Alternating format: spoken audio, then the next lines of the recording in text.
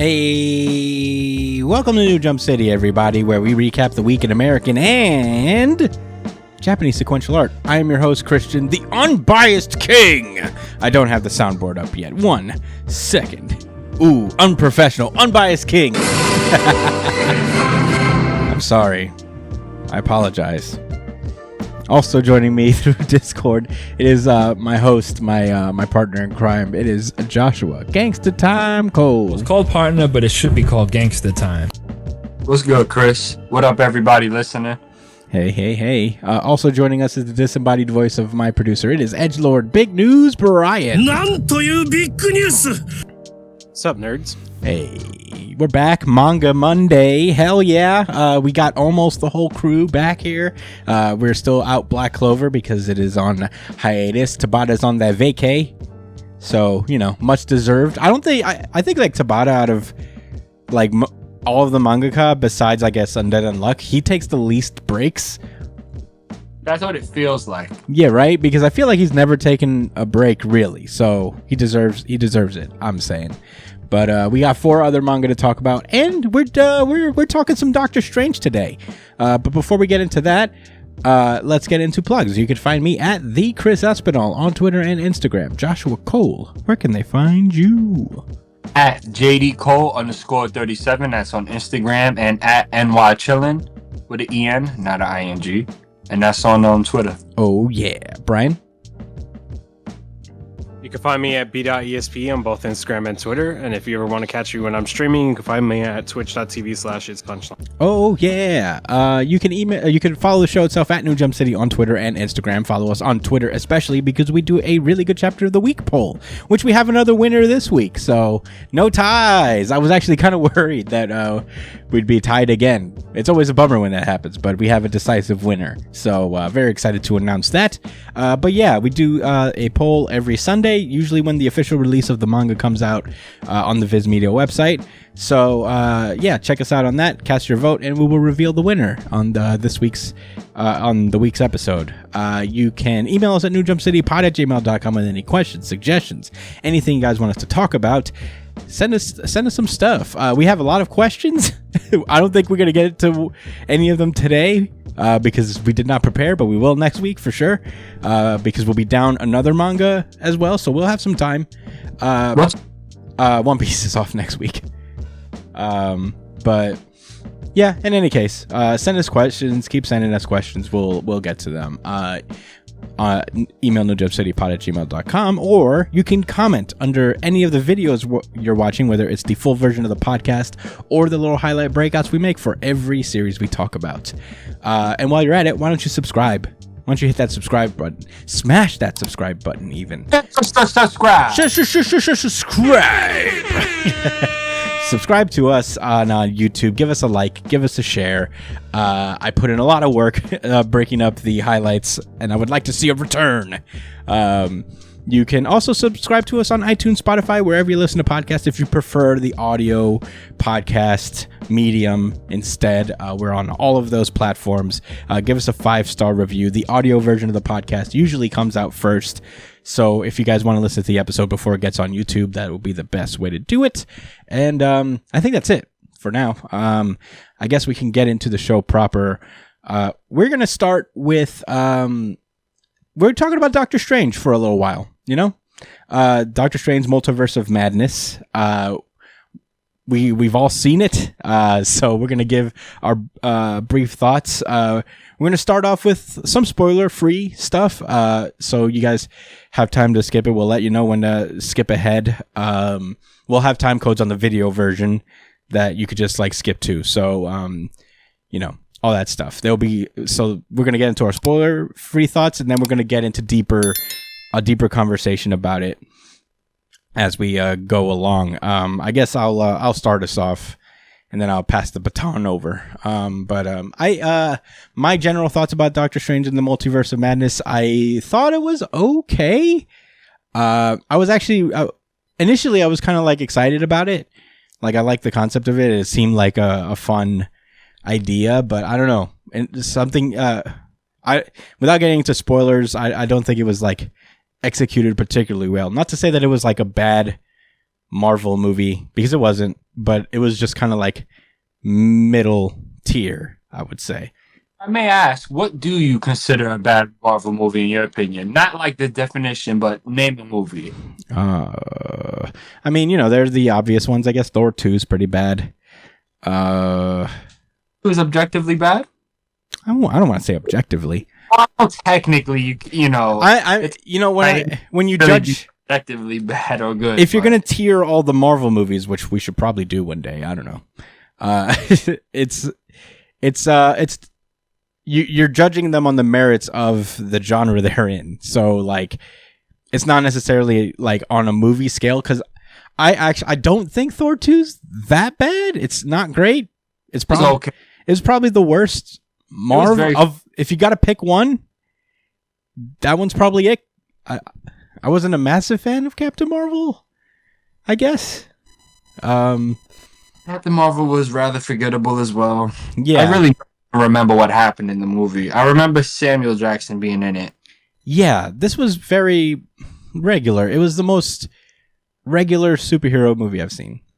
Was more interesting than those mentioned movies. Could you say that again? You were like cut out for a second. Oh, I said even Ant-Man and Wasp, or just Ant-Man, it was more interesting than like the movies mentioned, like Thor 2 and Yeah. I would put these are heavy characters. Mm-hmm. Yeah, I would put Doctor Strange 2 in that category of Ant-Man. But yeah, that's those were kind of my thoughts. Spoiler free. We'll get more into granular detail later. But Josh, what did you think? Just general spoiler-free thoughts. All right, spoiler-free. I'm gonna divide this into. I'm gonna keep it simple with what I liked and what I didn't. I mean, what I liked and then what I didn't like. So I felt like this movie was, and I kind of knew this going in because of like semi-spoilers and leaks and all of that.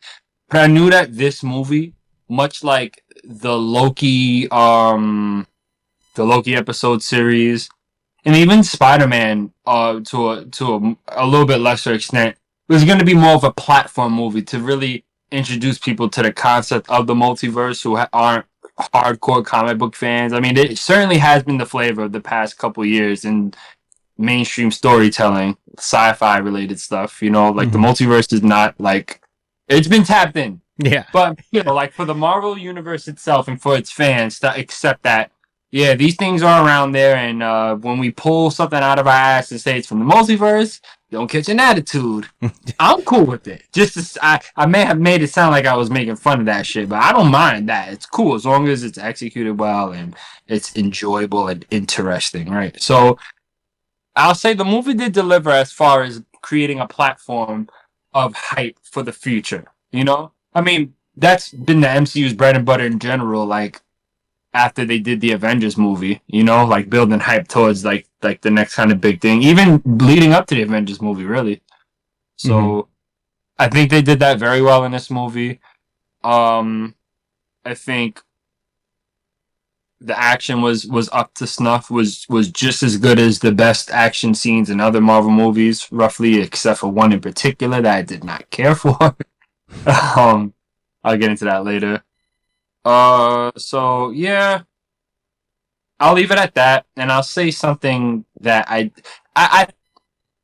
as far as what I didn't like, I thought they was going to push more boundaries. I thought they were going to push more boundaries as far as storytelling goes, as far as character writing goes, and also as far as inclusive language and character identity and stuff, and they just did not execute at all in those three categories for me. So it made the movie, in my opinion, a lot less. It just wasn't as good as it could have been. That's the best way I could put it. Still enjoyable. I would still definitely watch that shit on cable and chill and smoke and be like, oh yeah, this is on, the same way I would with the first one. But for what it's worth, I kind of enjoyed the first one more than this one. Yeah. So yeah, I will get into more detail later. So Brian, you're fresh. Yeah, you just saw it. Spoiler-free comments, or are you gonna just save all your thoughts for the spoiler time? I think there was so while I think this movie was a little bit like it had some crazy ass moments in it, but I also felt like it was a little bit like cornier than most Marvel movies, which it's not a bad thing, you know. It's a Marvel movie. You just watch it just to have fun. But I really kind of felt like it was different from most Marvel movies, you know? Was there like it felt like the way that they they added music, like how they made music play a part of how they tell the story. Like the score was very old school. Like maybe it's because it's a Sam Raimi movie, but it felt like an old like superhero movie, like from the 2000s. Which was interesting because it also combined like the new school CGI and like mind-bending fucking Doctor Strange shit that you would have in a regular movie. So it was a good change of pace. Plus the way that it's shot is actually really fun too. Like there was a bunch of moments in this movie where I was like, whoa! Like I was tripping balls or some shit. Yeah. It's a fun movie. Okay. So that's it, right? Yeah. All right. So spoiler alerts. This is it. We're spoiling ahead. I will put a time code. I usually don't put time codes on the audio version of the podcast because it doesn't do the same thing as YouTube where you can jump to it. But for this episode, I will. Before we go into spoilers, I do want to say, if you do want to see like a movie that's a multiverse movie that's excellent, Everything Everywhere All at Once. That's one of my favorite movies of all time now. So watch that. It's very good. But it was written by Jonathan Hickman. I mean, it probably could have been. But I did not see it. Is it still in the movies? Yeah. Definitely go watch it if you can. But yeah, okay. So spoiler alerts ahead. Time code will be right here. So here we go. We didn't really talk about the plot too much because really there's kind of a spoiler in the general like first 15 minutes almost, where it's not promoted that like the Scarlet Witch is the villain of the story really, but she definitely is. Spoilers. Yeah, we're in spoilers. We're in spoiler mode now.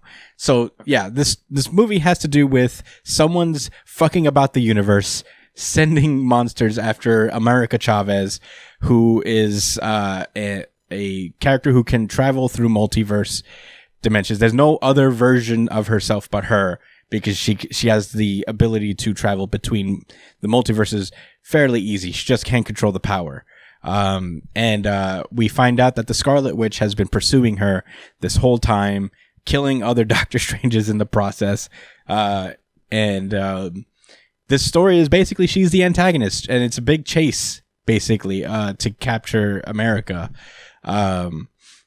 so that she could use her ability to find a universe where her children exist and live in that universe basically.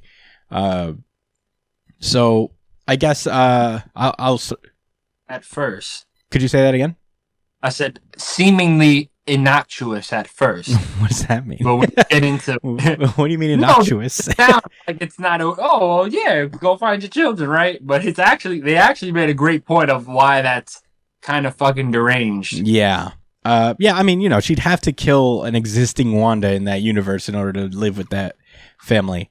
Well, I hope that Wanda is just like, you know what? I don't really care about my kids like that anyway. Yeah. And I'll trade places with, you know, if she gets lucky. But the movie really implies that no other Wanda in any other multiverse would agree to that, I guess. Yeah, because at the same time, it's also established that Doctor Strange loved Christine in every universe.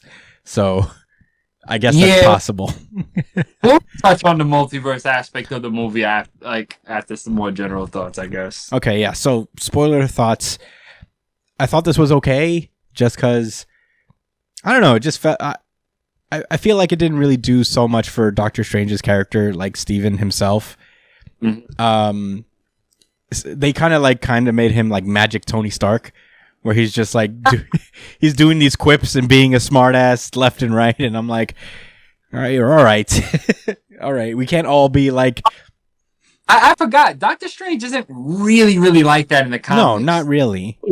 At sometimes he can be a smartass sometimes and be sarcastic, but generally he's wise and he thinks, and he's almost a little bit of a nerd in a sense. Yeah, Steven is fairly serious. So that felt he is fairly serious. He's not this jokey, quippy guy. And that's the problem, is that like a lot of Marvel characters these days are just meta, you know?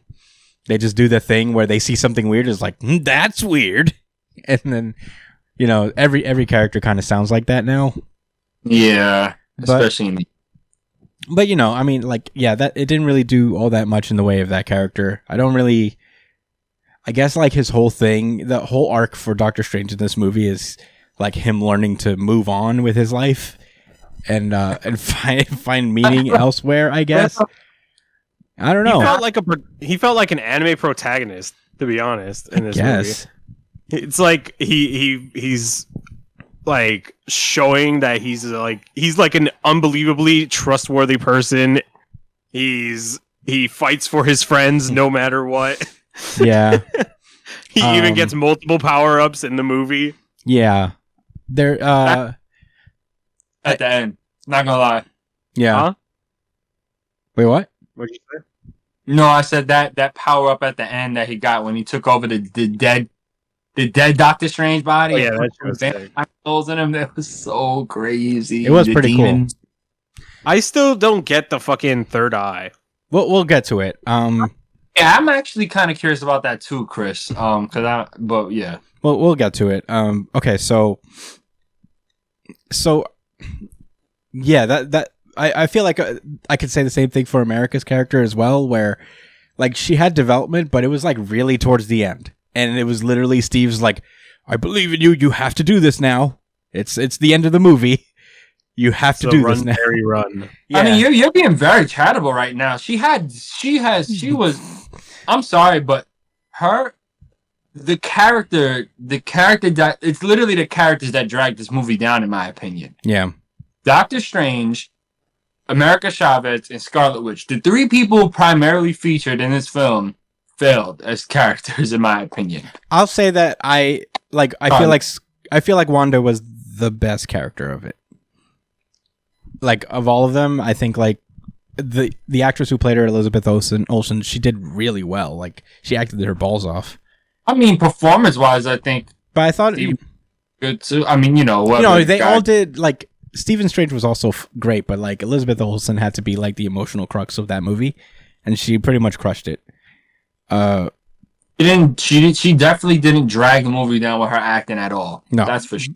It wasn't the acting. It's really the character writing that she was fucking terrifying in this movie. Yeah, I mean, look, I liked her character. I liked it. But I saw where it was going. It was just like, it went through, you could see the script, and that's the thing. You could see, like, you knew exactly what was going to happen at any point in time. She was going to realize the error of her ways, and all that stuff. Yeah, the reason that I could always just feel watching this movie that this is just like a keeping it going movie. You know what I mean? Like ever since Endgame, there's been just like a bunch of movies where it feels like the studio is just like, we're keeping it going. Even though we lost pretty much everybody who was involved up to this point. And this is what very much like, because it felt too much like a bridge, it was just like, this is where it's coming from. It felt like a little passionless for me. Oh, I feel you. I understand what you're saying, and I do agree with that. I felt like it was more like a task. Yeah, like more. There's another word, procedural. Maybe. Yes, yeah. It felt procedural. It felt like we're going through a checklist of things we have to accomplish for the rest of what we want to do. Right. I mean, it speaks to how impressive these MCU movies are in general. That even if you don't like them, they're always a spectacle to watch. Like, at no point am I ever gonna during this review am I gonna say that it was a bad movie.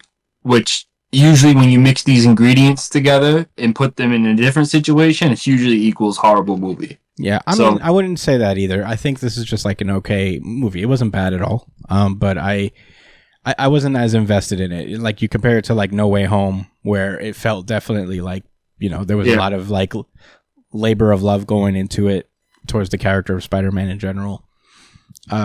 This felt like, all right, it feels like they weren't really in it, but that's just me, I guess.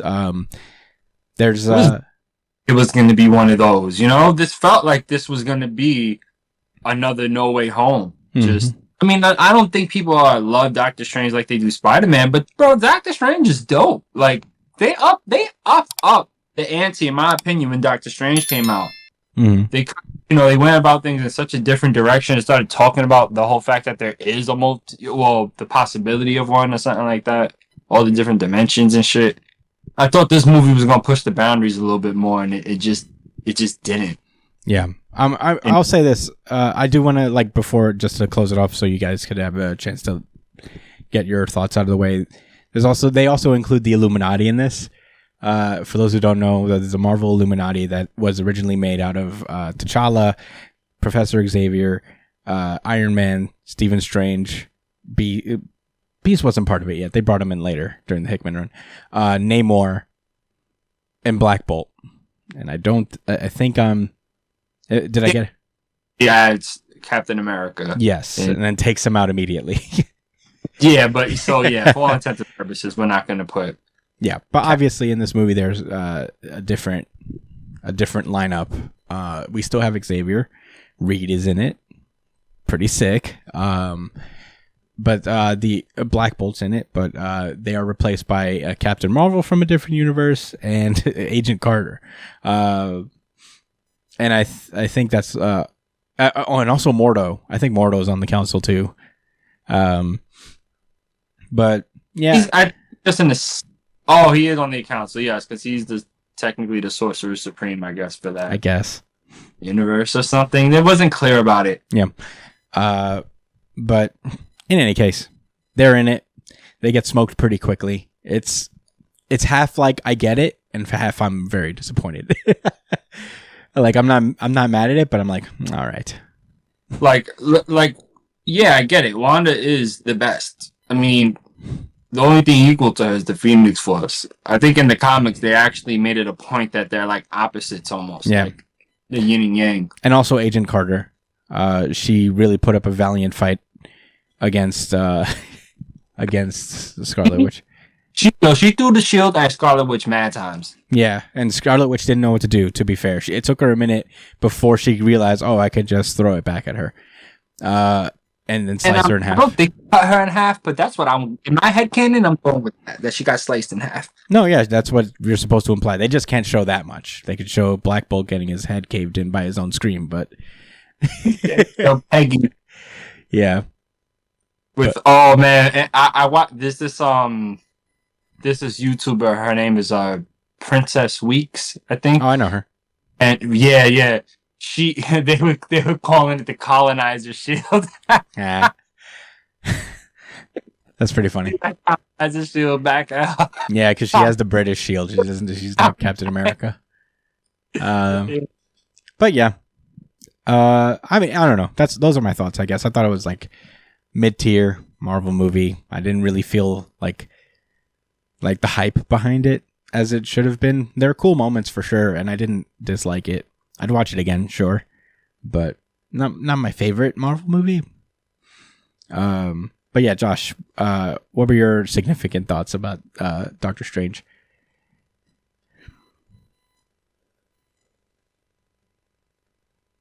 I don't want to just ring off a bunch of negatives, but those are the things that stand out the most to me. So I just want to have a little bit of a conversation, right? Mm-hmm.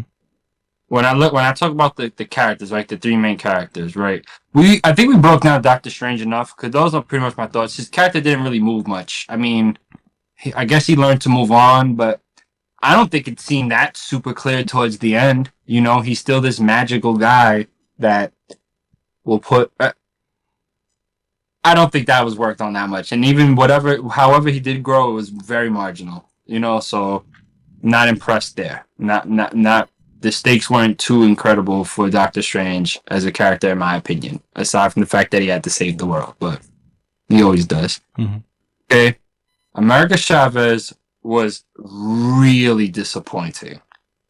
I mean, she's an awesome character. She's not like one of my favorites, and I don't even read much stuff with her. But based on how everyone has passion for this character, I mean, she represents a lot. Obviously, she's a female, and she's a lesbian, so the LGBT community is obviously behind her. You know, she's almost like an avatar for them in the Marvel, and in a good way, because she's not just lesbian. You know what I mean? She's lesbian, but she kicks ass. She thinks for herself. You know what I'm saying? She goes through trial and tribulation. She has a pretty complex backstory that's changed like 3 or 4 times. Apparently, I was watching that on Comics Explained, so that's confusing. But she's just a very deep character, and we got this super like bland like this is the thing, like, all right, I get they want to do I get that they're trying to build up towards like some type of Young Avengers that has been announced, right? That's not like I don't know if it's been announced, but I could see that. I mean, they're doing Ironheart pretty soon, so maybe. Right, Miss Marvel's coming out. They're gonna. I think they're kind of building towards the Young Avengers, but I think they announced a Nova as well, so more than did? Yeah. Kid or regular Nova? I don't know.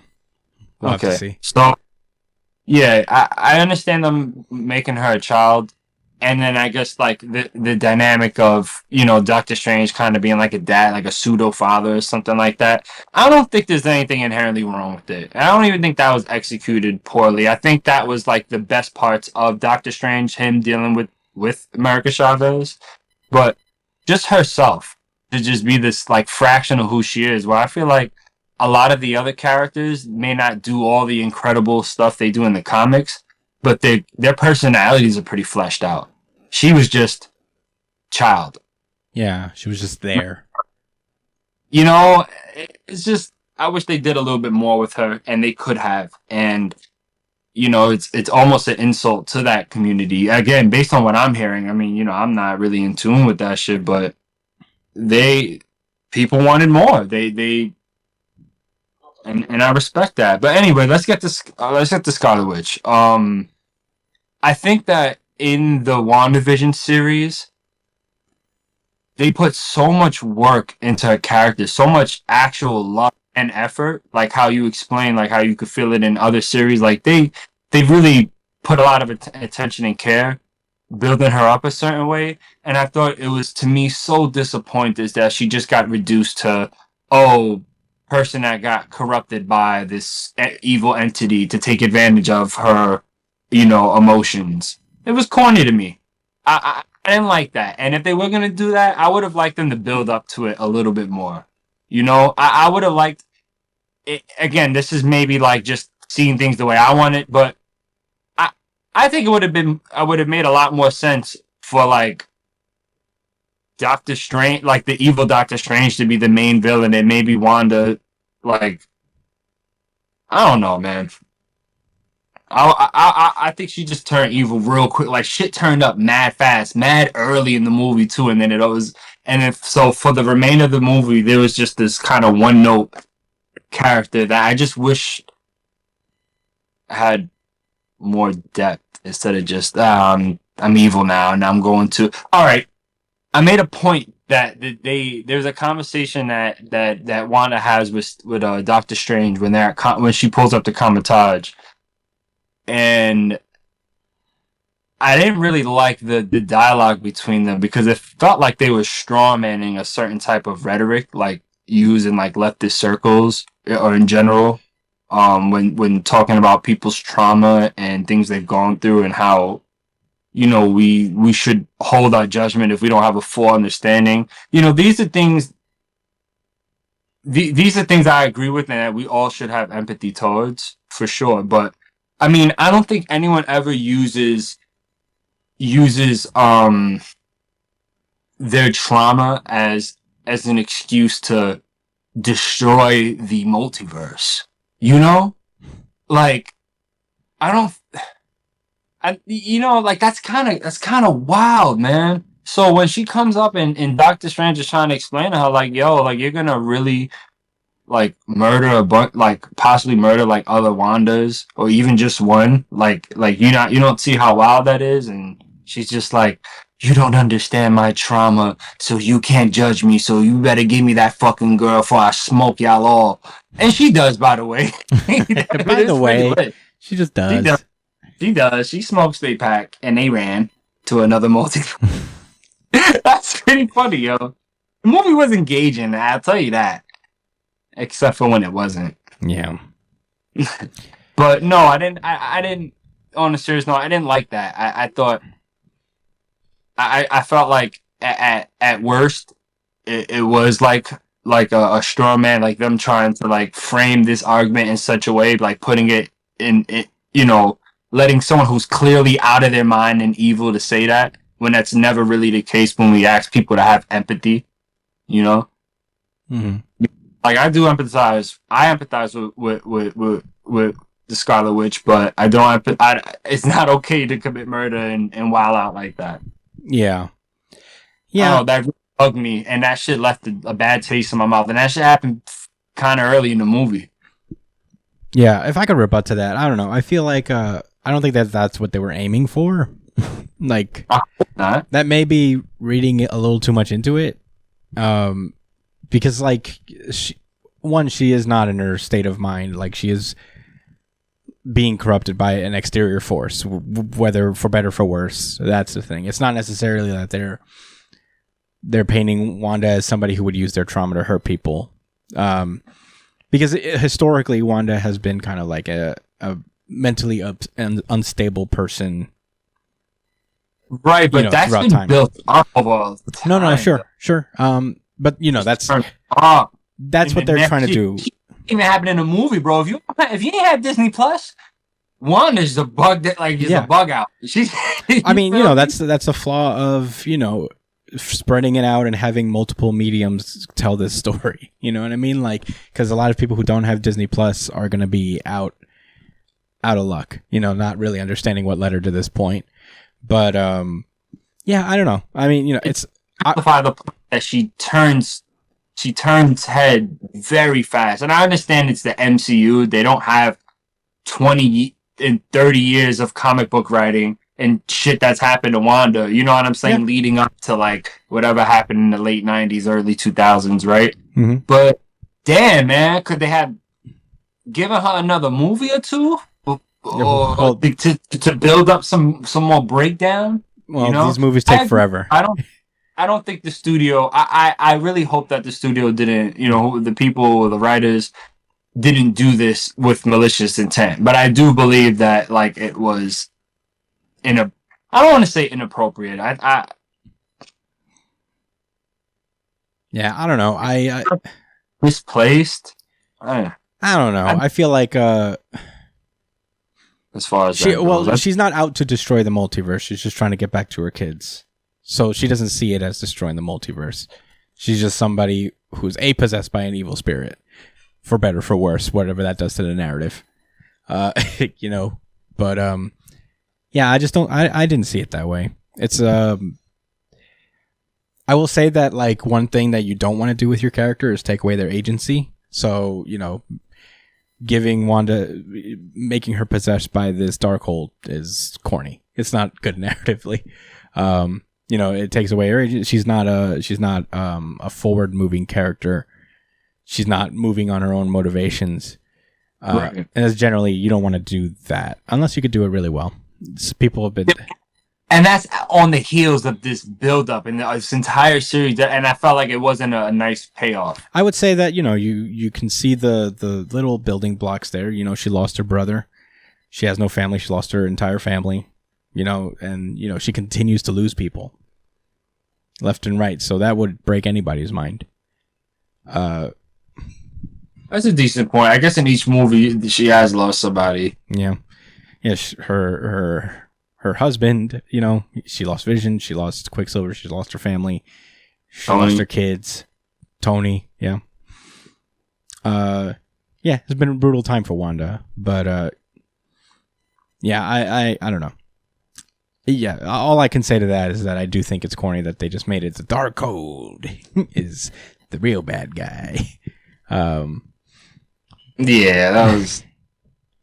And then what's up with the Evil Strange, right? I mean, okay, so there was no Evil Strange, I guess. Like that one guy, he was never going to be the antagonist. They just kind of like promoted him as such to throw off all the scent to Wanda. But yeah. But yeah, I didn't mean to like interrupt so long. But if you have any more thoughts, it was good. Those were good points. Yeah, I mean those are all my thoughts right now. But yeah. Brian, do you have any thoughts? Brian,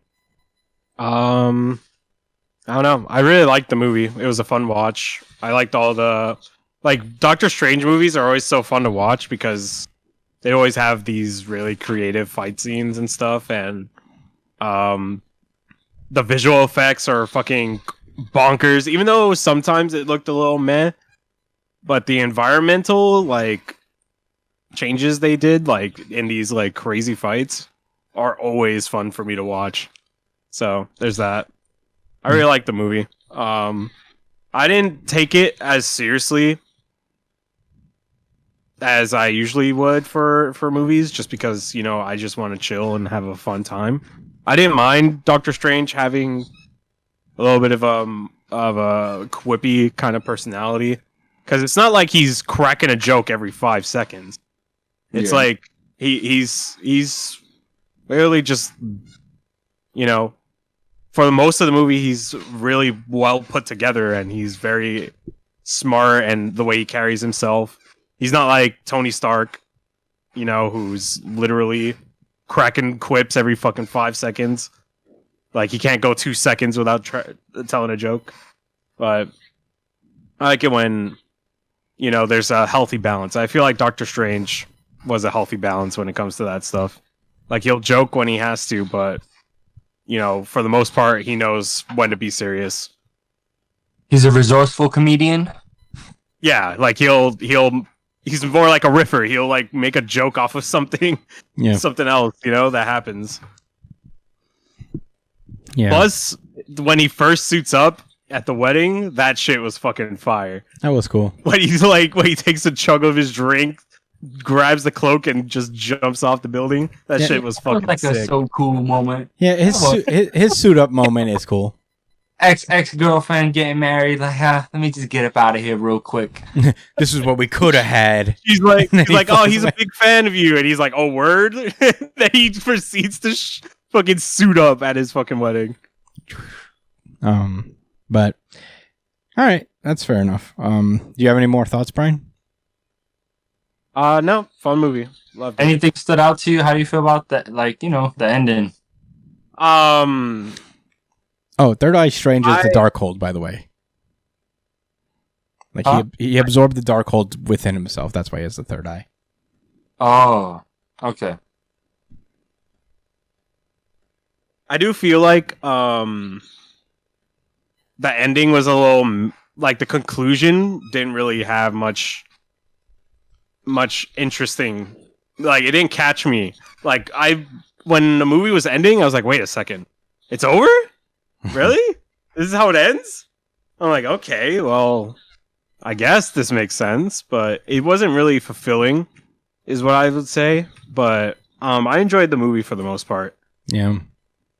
And that post-credits scene where it was literally like, hey, Doctor Strange, you want to get into your next movie already? And he's like, all right. And then he flew away. There's a theory that Doctor Strange is Dormammu. Oh yeah, that he's a variant. Well, that went fucking crazy and caused an implication. An incursion, whatever. The inclusion of the incursions were cool. Brian, you don't know about the incursions because you didn't read Jonathan Hickman's Avengers, but they're actually a thing in the Marvel Comics. That's what Hickman's Avengers run was about, is that universes kept colliding into each other, and the Illuminati was trying to figure out how to stop it, but then they just got into just blowing up other Earths before they crashed into the other Earth. Just some morally gray stuff. I don't know if they're going to get to that point, though. I don't think they're just going to blow up other Earths to save their Earth, but who knows? But I guess we're good. We can move on. Doctor Strange, fun enough movie. Not Marvel's greatest, but perfectly fine. Perfectly serviceable. Yeah, watch it. Just don't keep your expectations high. Yeah. Well, obviously you heard this whole spoiler, so I mean, yeah. I mean, I don't know if you're gonna go see it. I mean, if you already seen it, then those are our thoughts. But yeah, tell us what y'all think about the movie. Anything that stood out to y'all? Yeah, definitely comment below. Without further ado, let's move on. One Piece. This is One Piece chapter 1049. Sheesh. The world that should be. Little cover page where Niji and Yanji are free now. Because somebody burned down the lab somehow. So, more on that in 2 weeks, I guess, when we see it again. So, we open up with the clash between Kaido and Luffy. Kaido using his big giant dragon exoskeleton form. And Luffy using this giant lightning fist from the heavens above. They're just clashing it out. Kaido's like, you fought hard to reach this point, but you cannot change the world. And then we just get into Kaido's backstory. So it turns out Kaido was from the Vodka Kingdom. And he was basically like, at 10 years old, he was basically the ultimate soldier and was just taking down whole cities by himself. And say it again? Regular stuff. Yeah, regular stuff. You know, it's just another day for him. So he's, I guess like his kingdom wanted to stop fighting the war, and Kaido was like, no, we have to keep going. Otherwise the world will take away our human rights. We have to keep showing them who's boss. I'm like, God damn, Kaido. And it turns out after a certain time, I guess when he was 15, his country shipped him away and enlisting him into the Navy forcibly. And in exchange for forcibly enlisting Kaido into the Navy, the Vodka Kingdom would be able to attend the next reverie and would be a recognized country in the eyes of the world government. So when that happened, Kaido ended up escaping. And that's when he was recruited into the Rocks Pirates by Whitebeard, out of all people. And if you zoom in real close, it looks like Rocks is wearing a straw hat, but I could be wrong. It kind of. If you zoom in super duper close on that one panel where he's like, Kaido, big trouble. Yeah. I mean, it could be something else, but it does look like he has like some type of hat with a long brim, a rounded brim. Mm-hmm. I don't know. So yeah. Right. Then we fast forward to when the Rocks Pirates are no more, because obviously Oda doesn't want to get into all that yet. So he's gonna keep a little bit coy about that. And at that point, Kaido left. He bounced out of the Rocks Pirates, and he ends up on the shores of Wano, it seems, where the Kurozumi lady with the clone fruit approaches him. And is basically, you know, convincing him, I guess, go to Wano and take that shit over and use that as a base, talking about how weapons are what speaks loudest in the world that we live in, which goes with Kaido's MO, you know, of building an army using the smile fruits and gathering all these weapons. And we find out that Kaido's whole motivation is kind of just like dragging these noble-born people like the Celestial Dragons and the kings of the world down into the battlefield alongside their soldiers, you know, so they can fight the wars that they are forcing people to fight as well. Yeah. And we get a little moment where Kaido recognizes that Yamato dropped Joy Boy's name, and he's they're talking about how Odin's desire to open the country is meant to welcome Joy Boy. And Kaido's actually like, if he's the same man you're waiting for, King, then I think I know who Joy Boy is.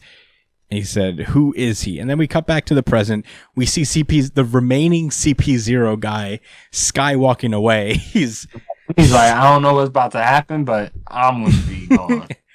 Yeah, deuces. I'm out of here. He skywalks away. Momonosuke is desperately trying with all his heart to produce the flame clouds. The interior of Onigashima is flooding due to Jinbei and Raizo's attacks, putting out the fire entirely, it seems. Everybody's just trying to survive the flood, basically. We see Kurozumi burning in the ashes as Denjiro holds Hiyori and, you know, telling her that she's been brave and strong all these years, and, you know, the job's done, basically. We got this. You know, we've done all we can do. You're a big, strong girl now. But yeah. And at that point, the flame clouds that Kaido's flame clouds that are surrounding Onigashima are disappearing, and Onigashima starts to fall. As they're clashing, Kaido and Luffy, Kaido asks Luffy, "What kind of world can you create, Straw Hat?" And at that moment, Momonosuke miraculously just bursts out his flame clouds and drags Onigashima outside of the line of fire just in time. And Luffy, as he presses down and actually makes contact with Kaido finally, he yells that he wants to create a world where his friends can eat as much food as they want, as he fucking socks Kaido in the jaw, sending him flying underground like craters. And as he's falling seemingly 30,000 leagues under the fucking ground. Is that what he's under the ground in? I'll tell you what. Yes, that's a dragon-shaped hole. It took me a minute to really comprehend what was happening there. I thought he was like going down in water, but there's just like a dragon-shaped hole in the ground, and I think that's where Kaido came from. And he's making that indent in the ground several thousand feet underground. And as Kaido is losing consciousness, he's just like, "King, I think I know who Joy Boy is. He's the man who shows up and beats me in the future." And King smiles and says, "In that case, I suppose we'll never meet him." Well, you met him. And the chapter ends with the wishes of Onigashima, the little balloons with the words "beat the scary dragon and bring the Kozuki clan back," happening right at the moment where both of those things seem to be accomplished. Onigashima safely lands outside of Wano. Momonosuke lands on the ground exhausted, and Luffy is still assumingly falling from a billion miles into the air. And that's where the chapter ends. That's where we're left for 2 fucking weeks. But until then, let's get into our thoughts. Josh, what did you think about this chapter? This was my RGC. Oh, hey, by the way, first of all, it's mine too. So Brian, is this your RGC? Brian? We'll get him back. Anyway, you get into your thoughts. Okay. He knocked Kaido the fuck out. Like when you're looking at this panel by panel, I was just waiting for him to just show the punch get launched out, because all that it's like recoiling in. And when you confirmed it for me that's him going in the ground in the exact same shape, how hard do you have to hit something for it to hit the ground and be so clean? Yeah. That it doesn't create like this massive crater just straight through, like, I'm trying to think of something that's similar to it, but there's not, man. Or like making a gingerbread or something like that. You know, when you put yeah, like the presser. He went into that. He went into the ground like dough, like a cookie cutter. Yeah, cookie cutter Kaido. Yeah. Oh. Yeah. It was nice, man. I wasn't super interested in the lore in the beginning. I want to hear your thoughts on it, actually, because there was a few things I didn't know. Like I wasn't sure who that old lady was. I forgot that. I didn't realize that was the shiesty lady. Yeah. Were those all your thoughts? Yeah, that's all my thoughts. Brian, are you back by any chance? He's not back. I'll get into my thoughts. Okay, so yeah, this is also my RGC. I'm holding off on using the sound in case this is Brian's and we could use unified. Or actually, it might be a harmonic convergence, because this is the really good chapter of the week for the audience poll as well. So, I mean, and guess what, guys? I did not make a new drop for that. So you can't let Brian know that it's. No, I won't. But anyway, okay. So at first, I was my initial thoughts was like I I was a little bummed out by it, mostly because it felt like everything was coming at us so fast. It's just like, here's a quick flashback for Kaido, and I was expecting a lot more.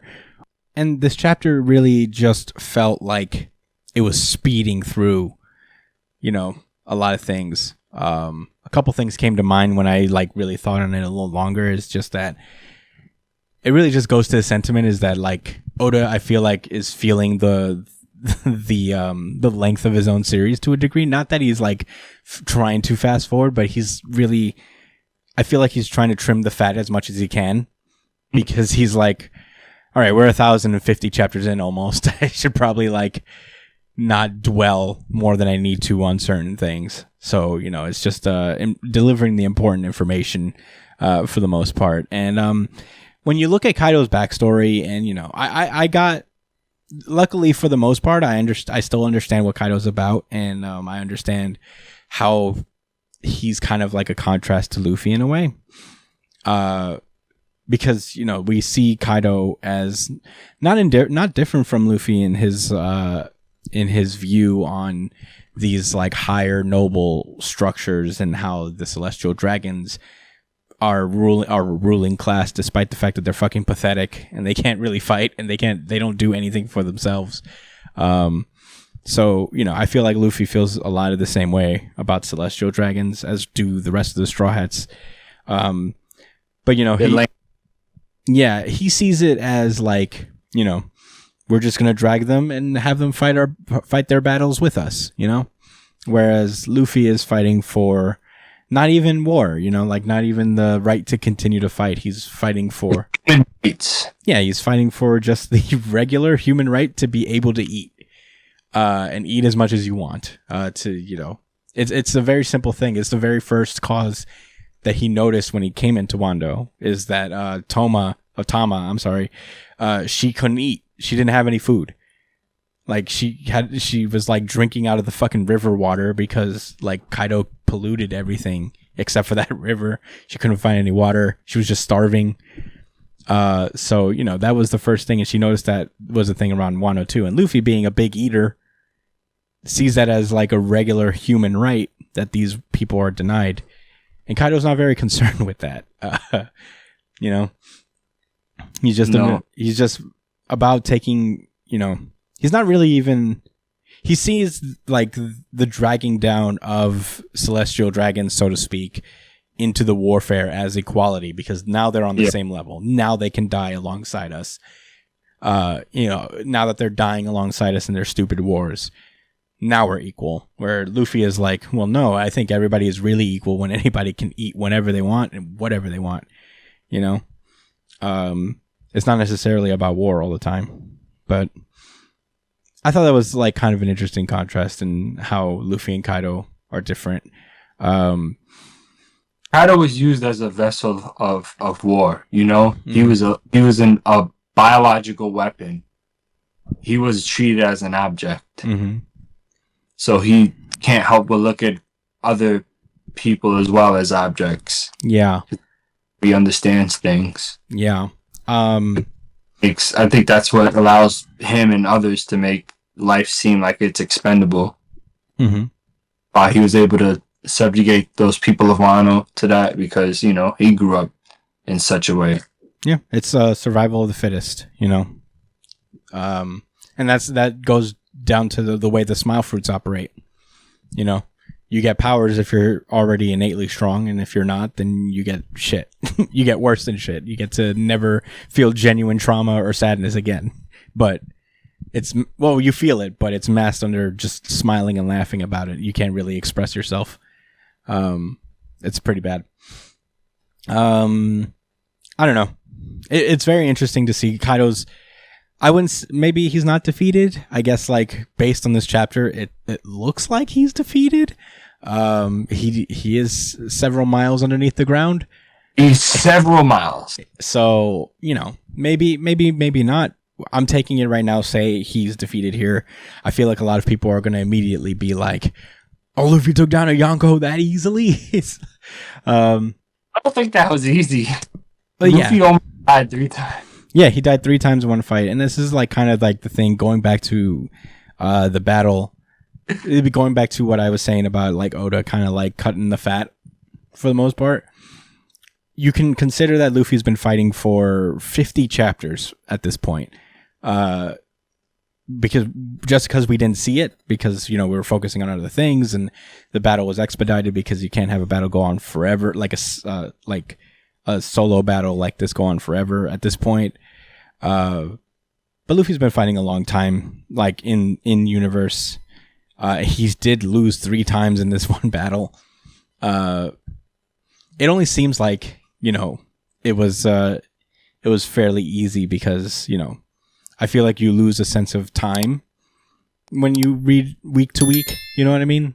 Like everything feels like so immediate. Yeah. But when you really look at it, this battle started in what will be volume 99. It will probably end around volume 105. So yeah. But I like this chapter a lot. This was my really good chapter of the week. Brian, what did you think about this chapter? I'd give it a really good chapter of the week. Oh my god. Okay, so this is a harmonic convergence, really good chapter of the week. I did not revise it, so it is still what it is. I'm actually trying to find it. Where did I put that shit? Oh man, did I somehow take it off of here? I think I did. Because it's not good. Can you say it again? It was adequate. I mean, it served its purpose. I liked it after I heard it a couple times. I was like, you know what? I can get behind this. Hold on, let me try to find it on my computer because I guess like I gotta play it now. But yeah, if you guys want to vote for the really good chapter of the week, you can check it out on our Twitter at New Gem City. We put up the poll every Sunday when the official release comes out on Viz. So do that up. What? Oh, here it is. All right, so I'm playing now. We have gathered today in celebration. Rejoice, my friends, for this is the Harmonic RGC.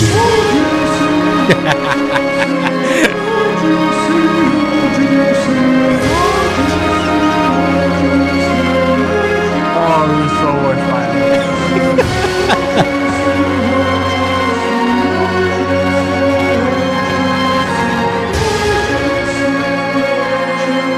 Yeah, Brian, you know what's next. I did that alone in my apartment for 30 minutes. Just the RGC chant. I felt hella insecure about it. I don't have much to say about this chapter, but I do have one thing to say, and it's that the narrator did not announce Luffy as the victor. That's a good point, Brian. Usually the narrator will come out as like battle in the rooftop, winner Luffy. So hey, it could not be over. I did open that possibility. I was only speaking, under the context, what if Kaido is defeated right here, right now? But yeah, it's very possible that Kaido's not necessarily down. Although it will probably take him 25 minutes to leave the crater that he fell under. So I have a really, really out there theory. Okay? Oh my god. Here comes Theories McGee.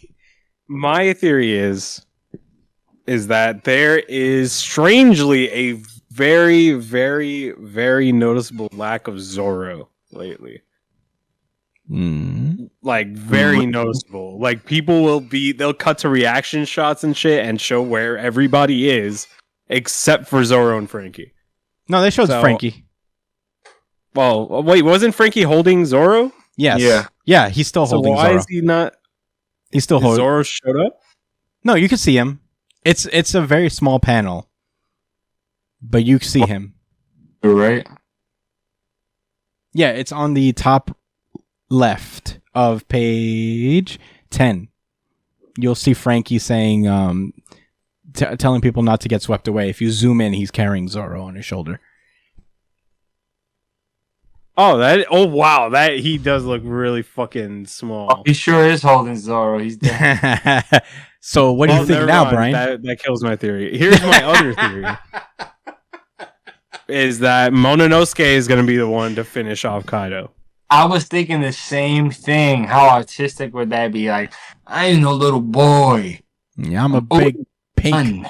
I'm a big pink dragon. And I the island, bitch ass nigga. So there's two things that Oda kind of laid out for Mononosuke. It's one, the grow up, you know, the 20-year fucking age up. That has to pay off because they're supposed to show like who he looks like. Oh, does he resemble Oda or does he resemble Kinemon? Well, I guess we'll find out. Why would you resemble Kinemon? One. Well, that's what people think, like just as a subverting expectation kind of thing, where people think he'd look like Odin, but instead he looks more like Kinemon. Damn.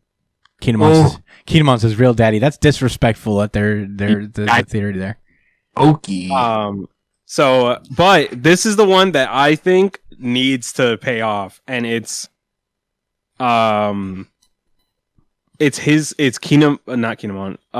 What's her name? Mononosuke's connection to the second Odin sword, the Heaven Splitter.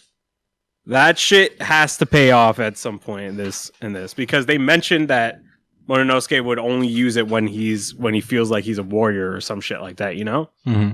And he's already taken a lot of big strides in pushing himself forward. The only thing that's left for him is to actually fight for his country, you know? Yeah. Unfortunately, Zoro has the sword currently, and he's no. He has Enma, not the other one. Oh, right. Odin had two swords.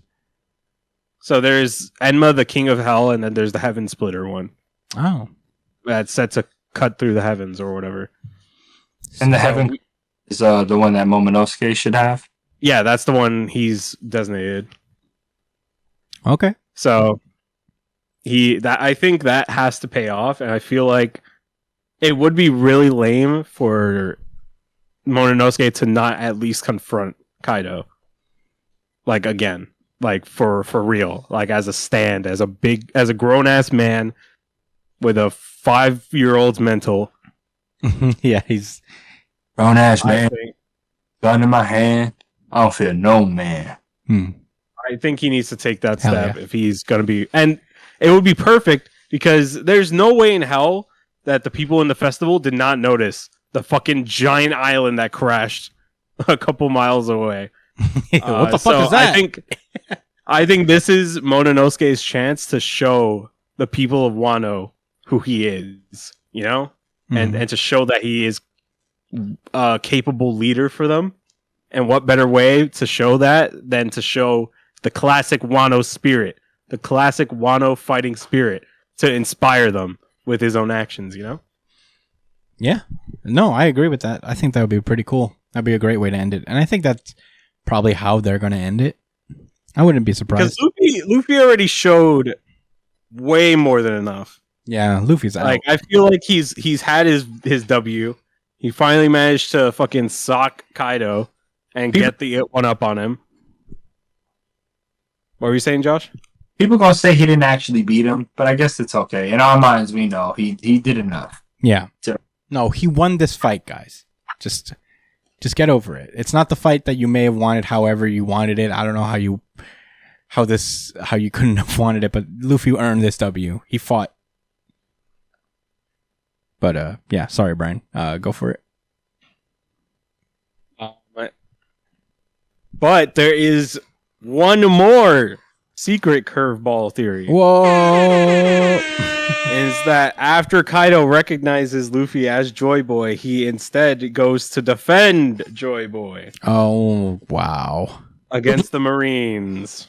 And Yamato leads the Dragon Pirates or whatever the fuck they're called. Beast Pirates.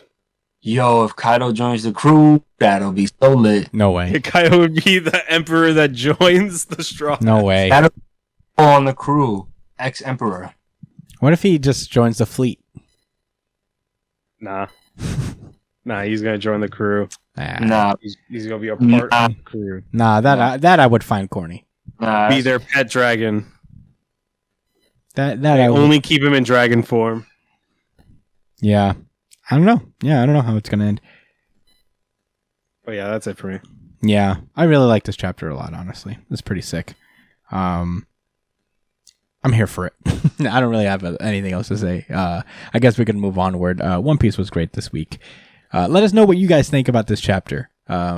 So, let us know in the comments. What did you think? Oh, Brian, what did you think about Kaido's backstory? I wanted to get your opinion on that, actually.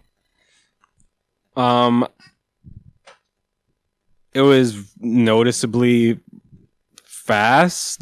They went by noticeably fast, but I think them not announcing Kaido as the loser yet plays into a part. Like that was just like a quick little summary of his little escapade.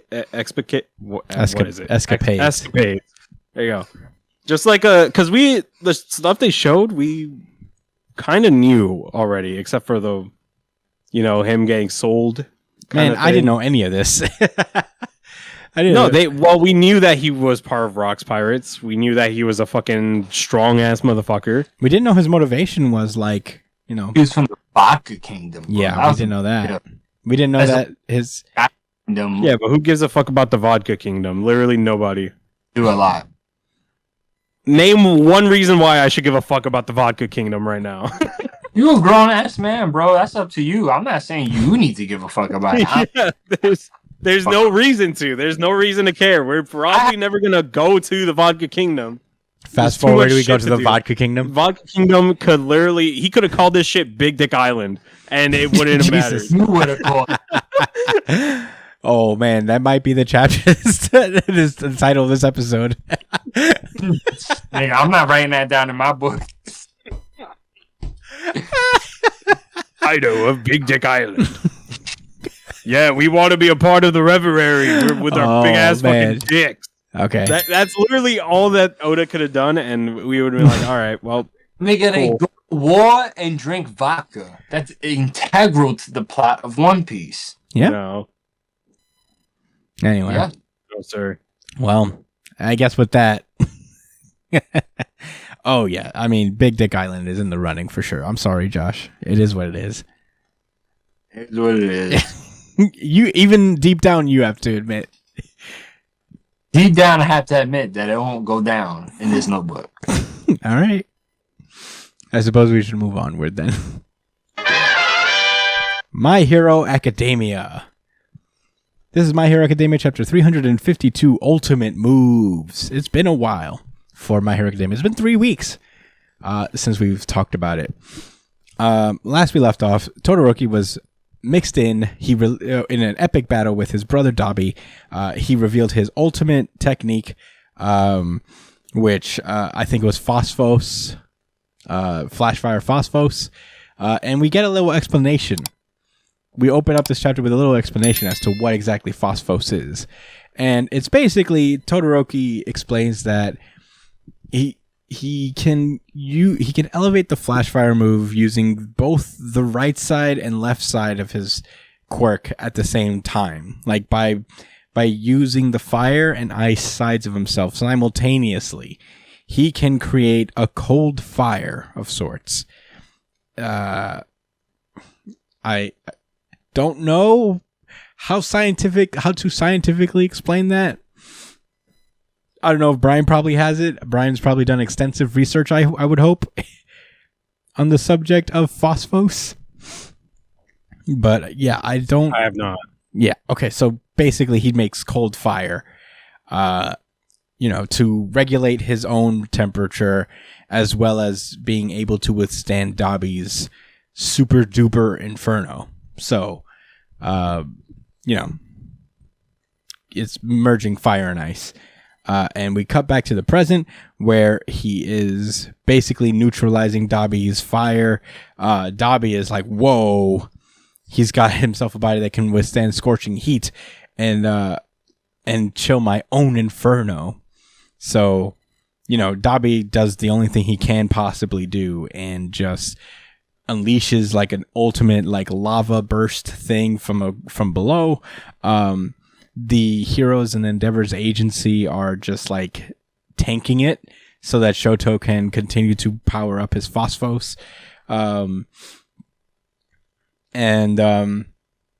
they're kind of like, being human meat shields for him, he reflects that, he thanks them for, their service basically. And he said, along this path of mine, I've reclaimed so much of myself.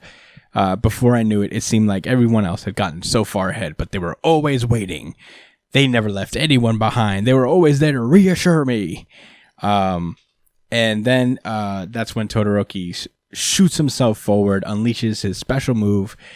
He stops Dabi in his tracks, puts his hand directly in his gut, and it said, "No, we're gonna mangle whether you like it or not. So please, just stop already." And he uses his ultimate move, Great Glacial Aegir?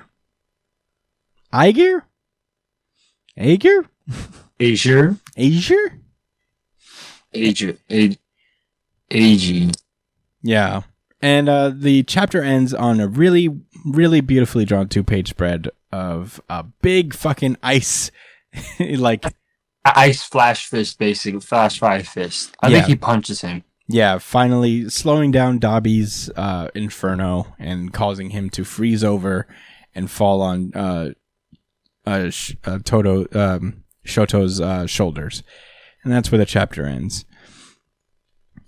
So I guess we could get into thoughts now. Josh, what did you think about this chapter?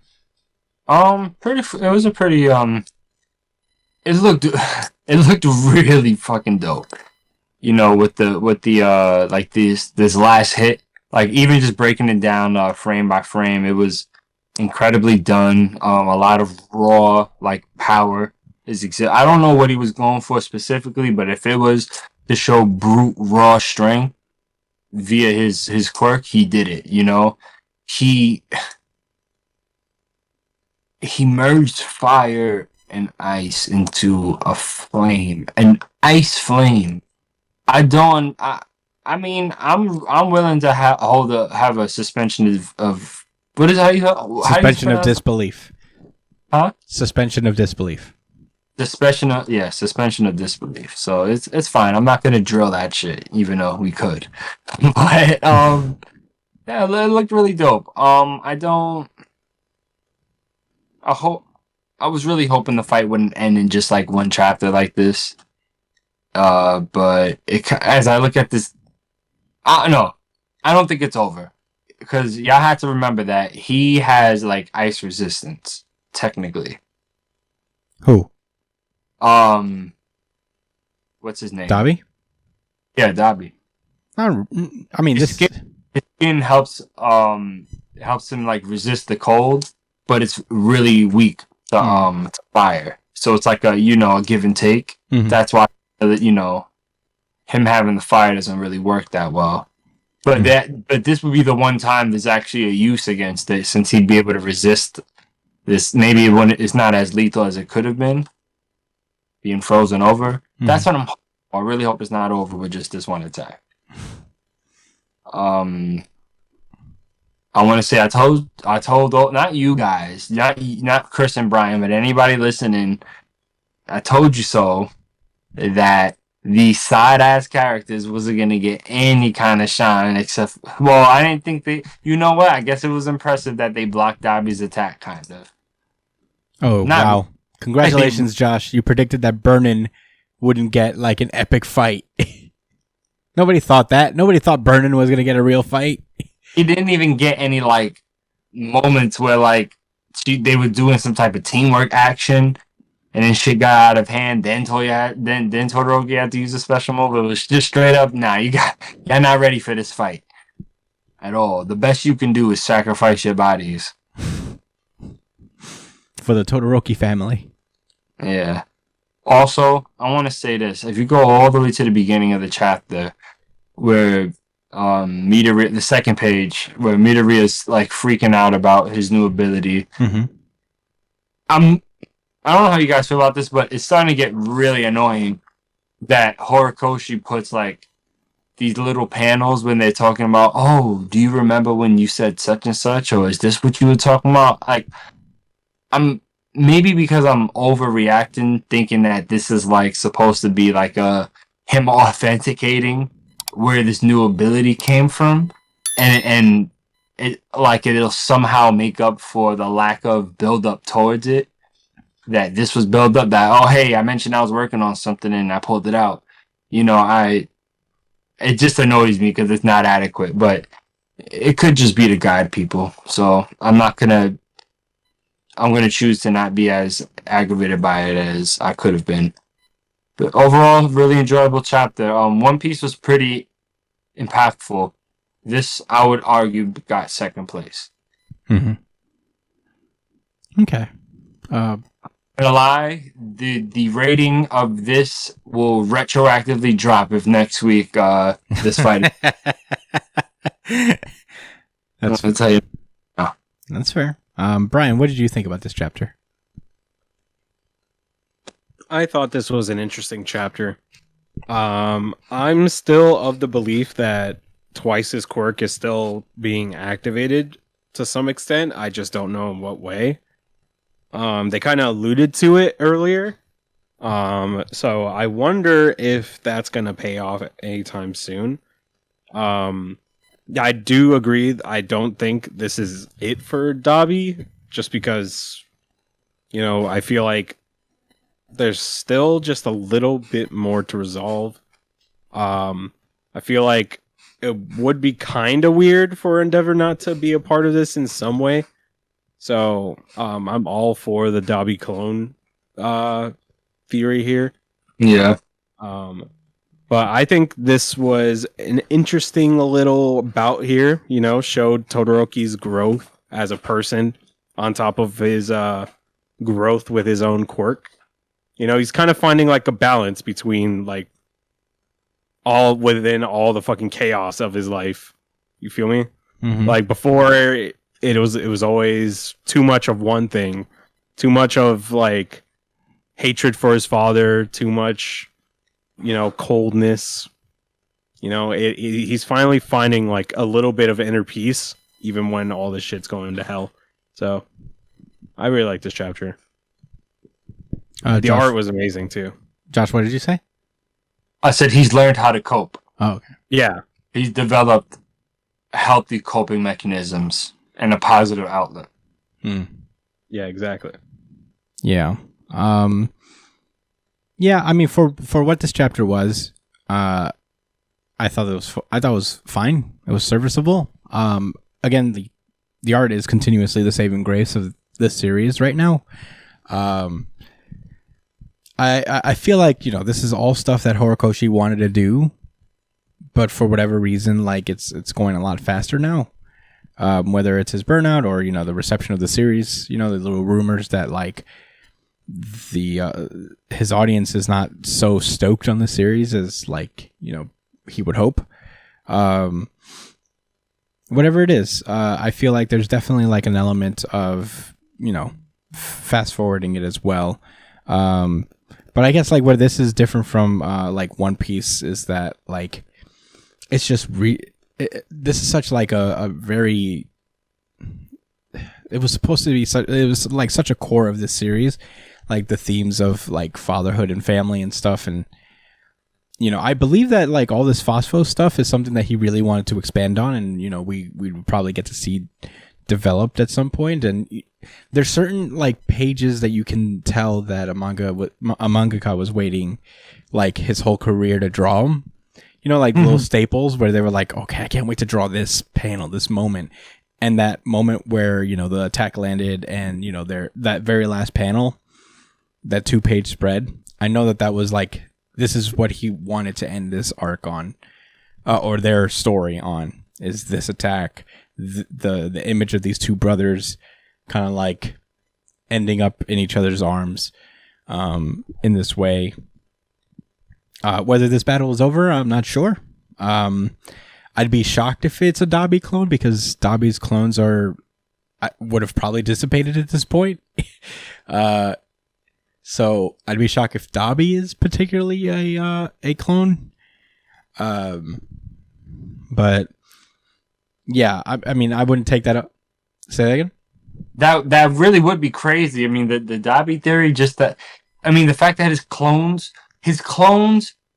which was a byproduct of Toga's quirk, so it would be her quirk using his quirk to create a clone of somebody else who was using that quirk. That's like a three levels of separation for that. Like. That's kind of wild. And he's still that strong? So does that mean the regular Dabi would be way stronger? Who's going to stop him? Is Midoriya going to fight everyone on his own? No, I would say that Dabi's probably real. But maybe, when we get to Toga's fight, we'll see more of the clone stuff happening in action. But I'd be so shocked if Dabi turns out to be a clone. And, all this tension buildup for Dabi to be a clone, this feels like too real of a fight for it to be like him to just melt. I don't know if I would love that, but yeah, I mean, I don't know. It was what it was. The art is fantastic as per usual. It is what it is. And that's all, what I could say about My Hero. I am enjoying it for what it is. I just wished it was I wish Horikoshi was like, and I guess I'm making an assumption here, but I wish he felt like secure to write the story he wanted to write. Because it does feel off that Endeavor's not here with them. I think that's the biggest downfall of this fight, is that I feel like Endeavor should be here.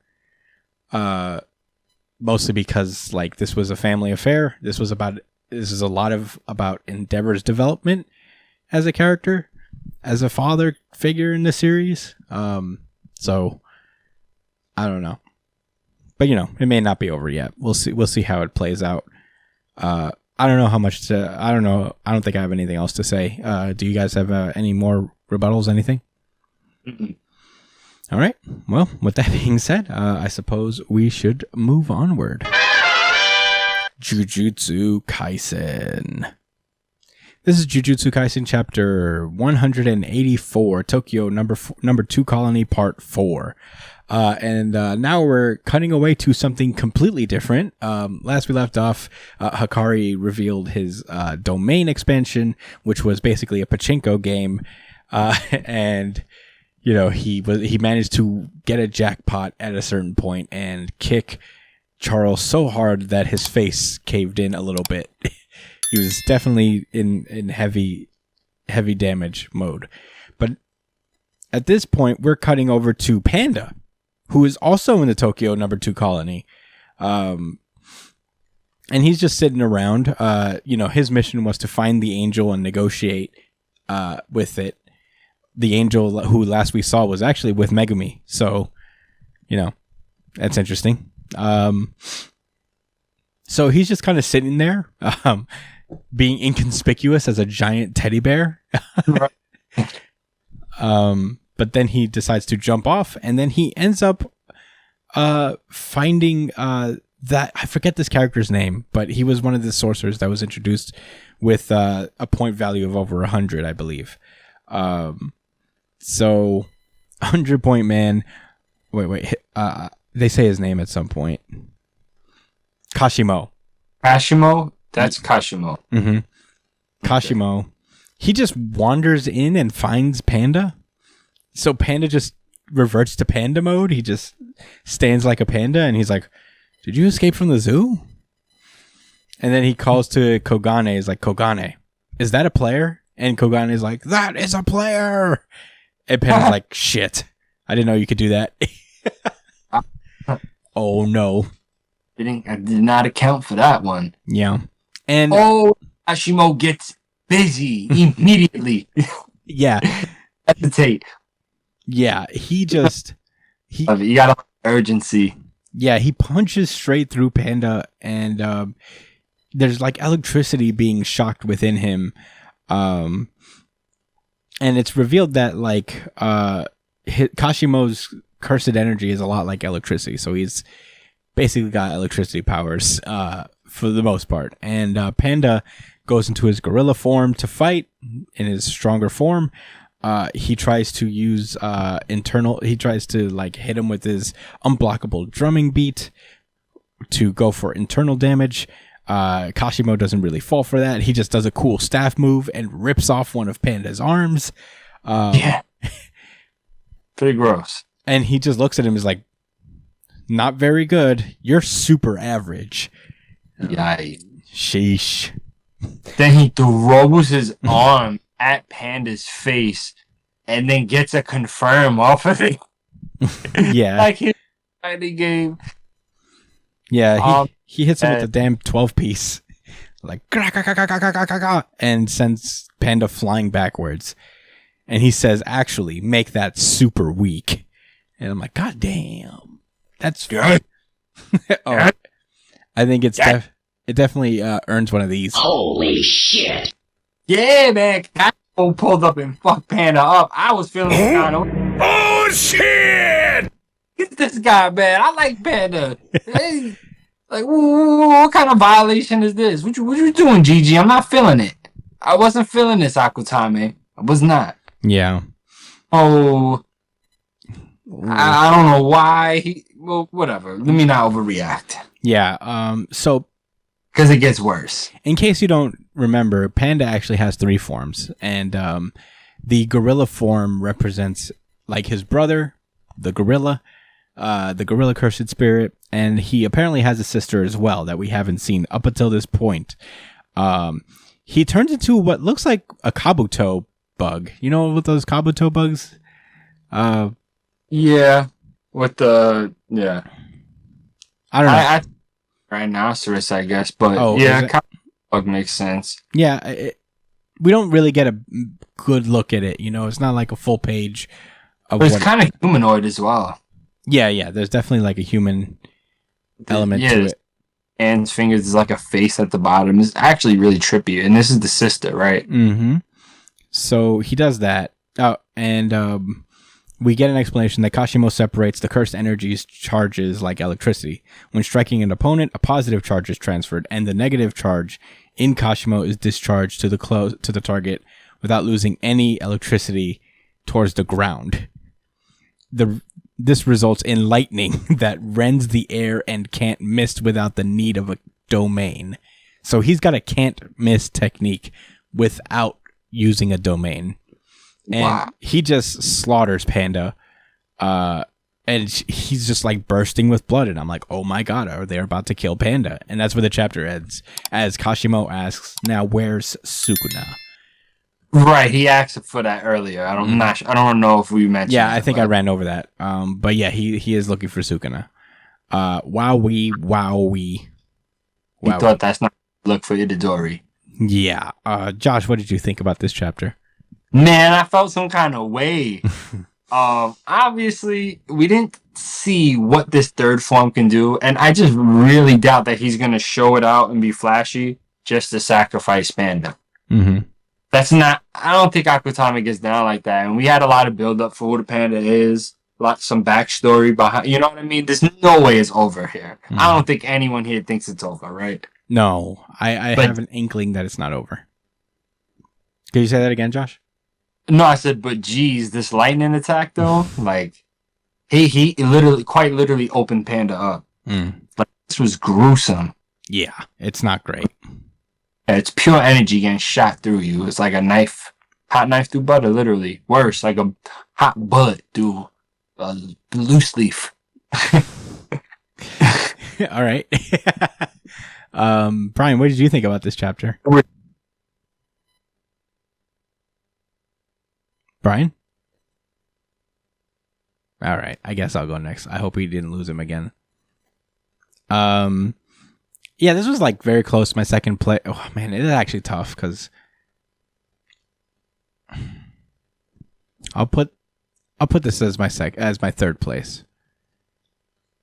This is my fourth place. Really? This was your least favorite? Yeah, because I guess it looked cool. It looked really nice. But My Hero Academia looked better. And I thought Undead Unluck had a lot more depth to it. Mm-hmm. So yeah, that's fair. Yeah, I thought this was like really cool. I mean, I hate how they did Panda, but this Kashimo was like built up to be like a fucking threat and a half, you know? Yeah, you saw him earlier, right? In the who did he beat up though? He beat somebody up, didn't he? He didn't beat up a named character, but you know, they said that he was one of the people who has over 100 points already. So it was him and Higuruma. So he was built up as one of the stronger people in this place. He's also an ancient sorcerer, so this should be pretty interesting as to the way he's looking for Sukuna. I'm very interested about that. But yeah, this was crazy, and it's such a weird shift because I thought we were gonna get more of Hikari, but I guess not. And I'm not okay with it, but I want to see how that ended up. Maybe we'll cut back. If I may have a rebuttal, I'm actually happy that they cut from that because either one or two things: either that fight's not over and there's going to be a lot more to it, and we're going to get to learn more about Hikari, or it was really just kind of like a interlude between that epic, mini arc of Okotu and I guess what's about to happen now, moving the plot forward. Like with this Panda Kashimo situation. Mm-hmm. It seems we're about to learn a little bit about why he wants to, probably in the next chapter, why he wants to seek out Sukuna, and we'll probably learn something about back then. It'll move the plot forward in some kind of way. Yeah. But yeah, it's just like a kind of like, oh, let me just show Hikari a little bit of Hikari real quick. Let me show him just smoke this one dude right quick. That's why the manga dude didn't get that much development, in my opinion, and why he just was kind of like very...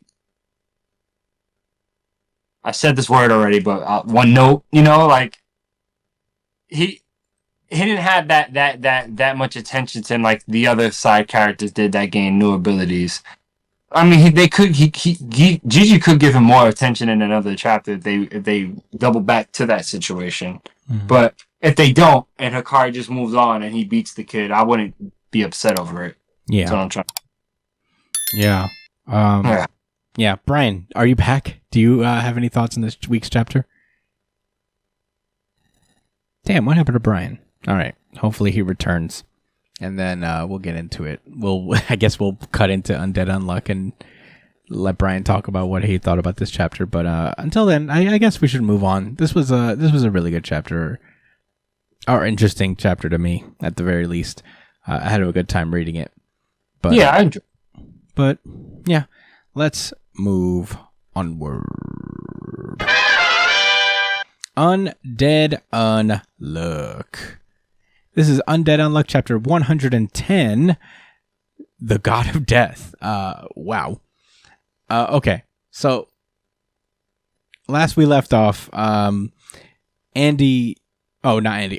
made the ultimate sacrifice for Rip so that he could defeat Andy and secure his place on the Ark, which is the round table that is in the possession of the Union.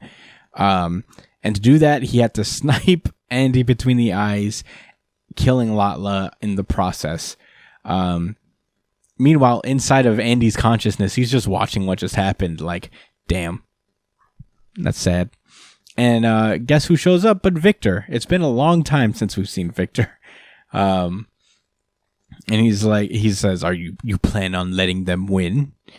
And he says, "What do you want, Victor?"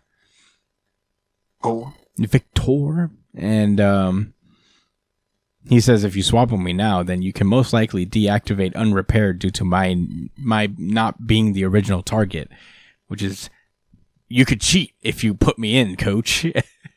You can make me heal all the wounds he gave you as unrepair." But in so many words, he's basically like, "Is your vision of justice great enough for the task?" You know. He explains that, like, for these two... What? Huh? No, I was like, and his response was like... My what? Huh? What is you talking about right now? He says whenever people need to make major decisions, they always follow their vision of justice, what their vision of justice shows them. And he says for those two, it's simple. All they want is to save a lone woman by their own hands. Therein lies their an unwavering vision of justice. And Andy is like, I'm the same as them. I want to see the person I love smiling and laughing. So he's like, but I can't do that because if I kill them, then Fuko won't be happy. So, I can't just kill these guys. And then that's when Victor comes up with the ultimate solution is to let Fuko ride through the loop. And he's basically saying that go back in time, use the arc, go back in time using Undead Unluck and leave everyone behind and start a new loop and rebuild the Union. And Andy's like, you're telling me to give up on this loop? And he's like, yeah, we lost. Yes. Yes, we lost here. There's no way, dude. And he says, are you too prepared to carry the fate of the entire world on your shoulders? And he says, yes. And so he says, in that case, I'll lend you my power. And we cut to the outside world where Rip is holding up Latla, and he's like, we did it! We beat Undead! I'll ride the ark and pick you up. And she says, yeah, next time we meet, I want to see you without any of these dangerous things on your body. And I guess she dies there. As Andy is pulled up right behind him, like, you didn't win. You didn't. I'm about to moment with her, though. Yeah, you can enjoy this moment. And so he goes off to attack Andy, but Andy immediately breaks off the robot arms he had, breaks off his robot leg, and he disassembles him like a bionicle. Yeah, and then he just launches his dead road, I guess killing Rip. I don't know. Latla's... It's over. Oh, Latla's... He's winning. There you go. Yo, she just saw that happen, and she's like, "Duh." Get folded. No, I thought it was over for her. She's crying. Yeah. This is rough. Yeah, it's brutal. I didn't know it was that bad. Yeah. Oh. Wow. Lots yeah, he got shot through the earth. I mean, he might not be dead, but he might not be dead, but man, how brutal. It's point blank, and he lost all his robot android stuff. Yeah. His cyber limbs. Yeah. Josh, what did you think about this chapter? Josh, what did you think about this chapter? I think it's really sad that Rip has to be a paraplegic. That's what I think. I mean, he doesn't have to be for very long. They're about to go back in time and reset everything. How far back are they going to go?